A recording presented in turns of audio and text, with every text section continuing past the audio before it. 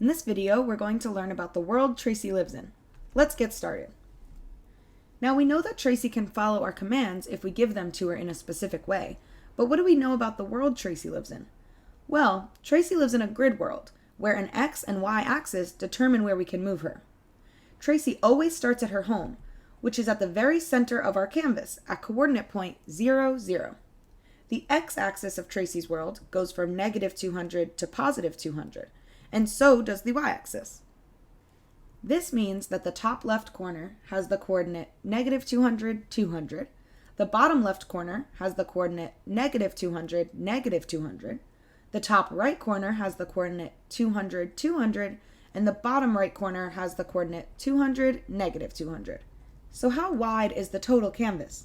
If our x-axis goes from negative 200 to positive 200, that means the width is 400 pixels long.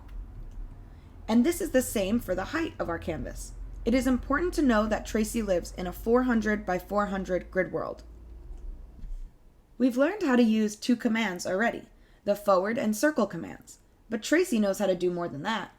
In the same way that we can move Tracy using the forward command, if you tell her backward, she will move in reverse the distance that you have entered in the parentheses.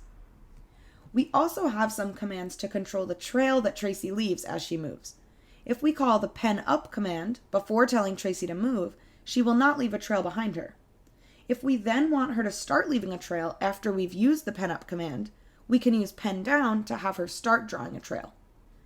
An important thing to note is that Tracy's default is to draw a line when she moves, so you do not need to use the pen down command when you first move her if you want her to leave a trail. We can more immediately move Tracy around the grid world by using the setposition command, which will have Tracy move directly to that spot in a straight line. If you have not called the pen up command before using this command, she will leave a trail as she goes from her current position to the position you have called. You will notice that the direction Tracy is facing does not change when you set her position. So if she was facing right before the command was called, she will still be facing right after moving. The goto command works exactly the same as the setposition command, so feel free to use whichever command you feel more comfortable with to send Tracy directly to a coordinate point. The same way we can use the setposition or goto commands to send Tracy to a specific xy coordinate, we can use the setx or sety command to change only the x or y coordinate of Tracy's location.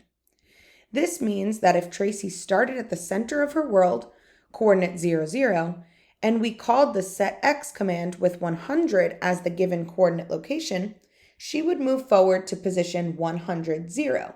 Her y coordinate would be unchanged. If Tracy started at the center of her world and we called the sety command with 100 as the given coordinate location, Tracy would end at position 0, 100, meaning that only her y coordinate changed while her x coordinate stayed the same. In this program, we want to write a code that will tell Tracy to draw two dashes across the x-axis of our canvas. Before we start writing this code, I want to show you a really helpful tab we have available in our code editor, the Example or Exercise tab. The directions for the challenge and the result you are trying to get to will be shown here. You can leave this tab open while you write your code, so you can refer back while you decide about how to go about solving it. When you're ready to test your code, simply hit the Run Code tab and you're ready to check if you found a solution. Okay, let's write some code. We want Tracy to start at the left side and not leave a trail, so I need to start my code by writing pen up and backward 200. How do I know that she needs to move 200 pixels to get to the left side of the canvas? We know Tracy starts at point 0, 0 and that the x-axis goes from negative 200 to positive 200. Let's check if we're right. Perfect. The next thing I want Tracy to do is draw a line that is 100 pixels long.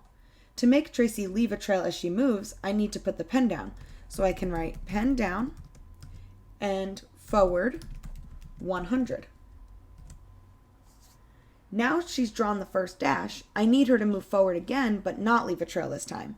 So I'm going to add pen up and forward 100. Let's try this. That's great.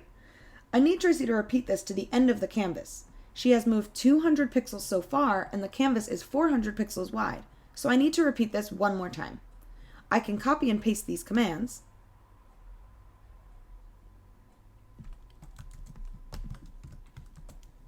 to tell her to do them again. Let's see if this worked. Perfect.